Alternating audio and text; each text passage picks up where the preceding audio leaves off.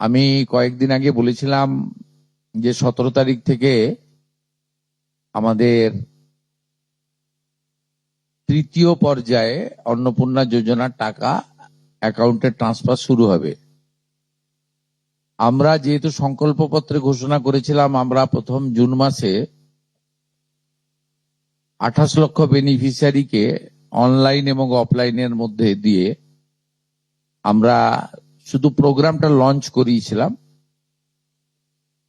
পরবর্তীকালে আমরা নির্দিষ্ট তথ্য এবং ফর্মের ব্যবস্থা করি। এটা করার পিছনে অনেকগুলো কারণ ছিল। প্রথমত সরকারি টাকা, এই সরকারি অর্থ সঠিক জায়গায় ব্যয় করা উচিত।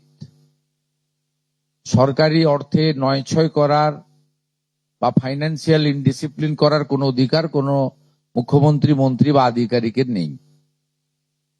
তাছাড়াও বিগত দিনের লক্ষ্মী ভান্ডার বলুন বা আমাদের সরকার আসার পরে অন্নপূর্ণা যোজনা, এটা সম্পূর্ণভাবে মহিলাদের একটি স্কিম। তার বয়স নির্দিষ্ট করা আছে 25 থেকে 60 বছর। সেক্ষেত্রে কোনো পুরুষের বা বয়সের 25 বছরের কম যারা, তারা পাওয়ার যোগ্য হতে পারে না। আমরা বিগত সরকার যখন প্রথম শুরু করে খুব অনিয়মিতভাবে প্রায় 9 মাস গেছে 500 টাকা করে ভাতা দিতে, এবং প্রতি মাসেই তাদের সংখ্যা এদিক ওদিক হয়েছে। ফাইনালি নির্বাচনের আগে তড়িঘড়ি করে 2 কোটির আশেপাশের কিছু সংখ্যা হবে, 1,500 টাকা করে ট্রান্সফার করা হয় মাত্র 2 মাসের জন্য। তাই তো শেষের দিকে ওই এবং সেটা করতে গিয়ে আমরা দেখলাম যে আমরা যদি সকলকেই লিস্টটাকে কনভার্ট করে দিই অন্নপূর্ণা যোজনাতে, তাতে এসআইআর এর নাম বাদ গেছে, ভারতীয় নয় এমন লোকের নাম থাকবে, মৃত লোকের নাম থাকবে, পুরুষদের নাম তাতে থেকে যাবে। সেই কারণে আমরা নতুন সরকার স্বচ্ছতার ভিত্তিতে এই কর্মসূচি দেওয়ার ক্ষেত্রে আমরা ফর্ম চালু করি এবং আমাদের পোর্টাল চালু হয়, এবং জুলাই মাসে দ্বিতীয় পর্যায়ে যখন আমরা 1 কোটিরও বেশি মহিলার অ্যাকাউন্টে নেতাজি ইন্ডোর স্টেডিয়াম থেকে প্রোগ্রাম করে টাকা ট্রান্সফার করি, সেক্ষেত্রেও অনেক অভিযোগ আসে আমাদের কাছে, এবং অনেক মহিলারা বলেন যে আমি যোগ্য কিন্তু আমাকে দেওয়া হয়নি, ইত্যাদি ইত্যাদি। তাই আমরা আমাদের বিডিওদের সাহায্য নিয়ে জেলা শাসকদের নেতৃত্বে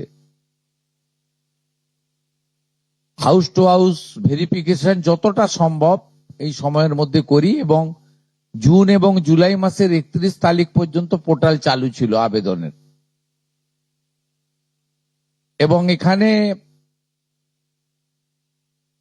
প্রায় 1,70,00,000 বা তার থেকে একটু কিছু বেশি হবে সংখ্যাটা, আমি এই মুহূর্তে ডিটেলসে যাচ্ছি না, তারা আবেদন ইত্যাদি করেন, যার মধ্যে জুলাই মাসের প্রাপকরাও ছিলেন। অনেকের না পাওয়ার অভিযোগও ছিল, সংখ্যা অনেক। আবার অনেকের বক্তব্য ছিল যারা পাওয়ার যোগ্য নয় তাদের দিয়ে দেওয়া হয়েছে। তাই আমরা মোটামুটি একটা ভেরিফিকেশনের কাজ করছি, যে কাজ আগামীকাল পর্যন্ত আমাদের চালাতে হবে। এর মধ্য দিয়ে ইতিমধ্যে যারা ভেরিফাইড হয়েছেন সংখ্যাটা অনেক, গত মাসের থেকেও অনেক বেশি, তাদের অর্থ দপ্তর 17 তারিখ থেকে এত বিরাট এলাকা, বিরাট টাকা, 2-3 দিন লাগবে, অ্যাকাউন্টে ট্রান্সফার তারা করতে থাকবেন। এটা প্রতি মাসে হবে না, প্রতি মাসেই যারা ভেরিফাইড হলেন তারা মাসের দ্বিতীয় সপ্তাহে, আমি দেখছিলাম কিছুজন 1 তারিখ থেকেই বলতে শুরু করেছেন কখন ঢুকবে কখন ঢুকবে। মানে এরা মূলত আমাদের ভোট দেয়নি, আমাদের পরাজয় দেখতে চেয়েছিলেন, খুব কষ্ট হচ্ছে ওদের। কিন্তু আমরা সরকারি টাকা নয়ছয় করতে দেব না, আর যোগ্য প্রাপকদের চিহ্নিত করেই দেব,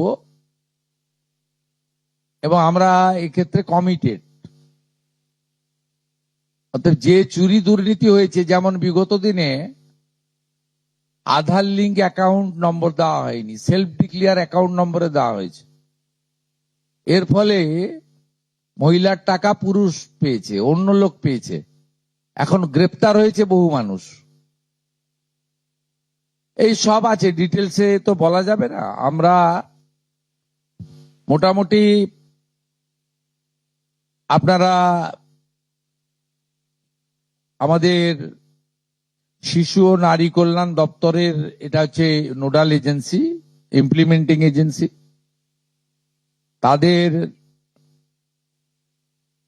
19/5/2026 তারিখে 2411-WCD নম্বর বিজ্ঞপ্তির মাধ্যমে তারা একটা মোটামুটি এসওপি দেয়, তার ভিত্তিতেই ভেরিফিকেশন হয়েছে। এবং এই ভেরিফিকেশনে যারা যোগ্য বিবেচিত হয়েছেন, বৈধ হয়েছেন, তাদের অর্থ 17 তারিখ থেকে প্রদান করা হবে। এরপরেও আমরা একটা অভিযোগ পোর্টাল রাখবো, যে অভিযোগ পোর্টালে পরবর্তী সময়ে যে কেউ অভিযোগ করতে পারেন, এবং এই অভিযোগ নিষ্পত্তি করার জন্য আমরা সংশ্লিষ্ট ব্লকের বিডিওদেরকে বিশেষ দায়িত্ব, চিফ সেক্রেটারি দায়িত্ব ফিক্সড করে দেবেন, তারা হিয়ারিং নিয়ে একটা নির্দিষ্ট সময়ের মধ্যে নিষ্পত্তি করবেন। আমাদের যারা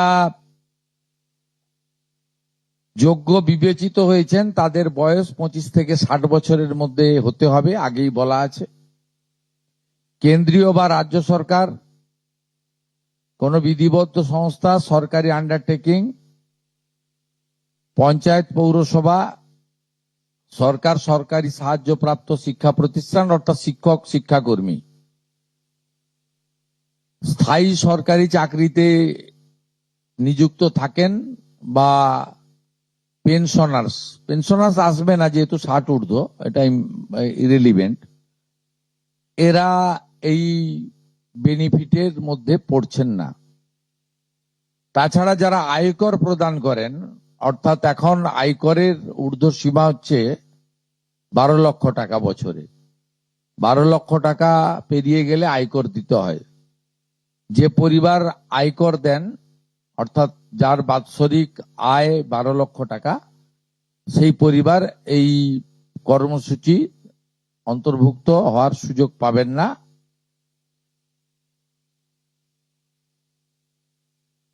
এবং যে মহিলা নিজে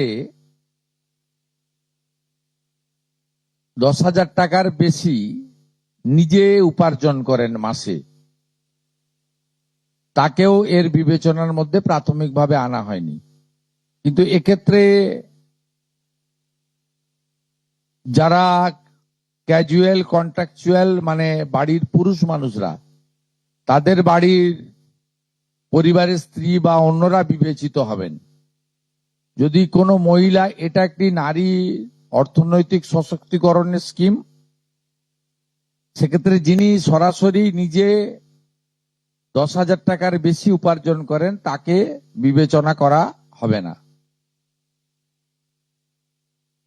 25 থেকে 60-এর মধ্যে যারা 3,000 টাকার কম ভাতা পান, ধরুন উইডো পেনশন, 1,500 টাকা এই মাস থেকে হয়েছে, গত মাস পর্যন্ত ছিল 1,000 টাকা।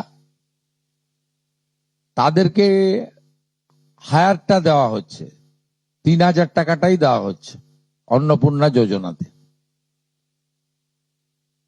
এই ধরনের যত স্কিম 25 থেকে 60 মহিলাদের রয়েছে যারা 3,000 টাকার কম পান বিভিন্ন ভাতা, তাদেরকে 3,000 টাকার অন্নপূর্ণা যোজনার ভাতাটাই দেওয়া হচ্ছে। এক্ষেত্রে দুটি ক্ষেত্রে আমরা শিথিল করছি। একটা হচ্ছে দিব্যাঙ্গ ভাতা যারা পান তারা দুটো ভাতাই পাবেন।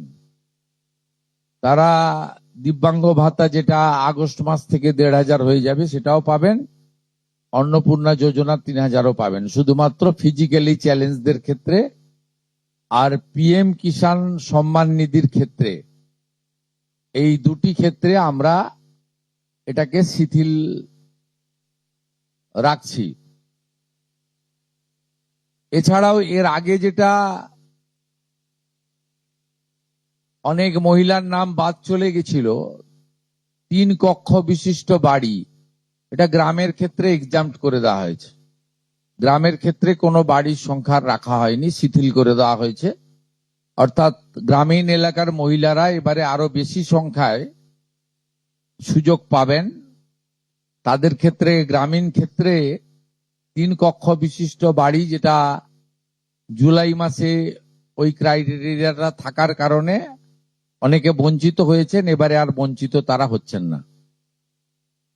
এবং শুধুমাত্র জমির পরিমাণের ক্ষেত্রেও যে 7টি কর্পোরেশন রয়েছে সেখানে শুধুমাত্র 50 ডেসিমিলের বেশি জমির মালিকানা যারা কর্পোরেশন এলাকা, কলকাতা হাওড়া কর্পোরেশন এলাকা 7টি, পৌর এলাকা এবং গ্রামীণ এলাকাতে ছাড় দেওয়া হয়েছে জমির পরিমাণের ক্ষেত্রে।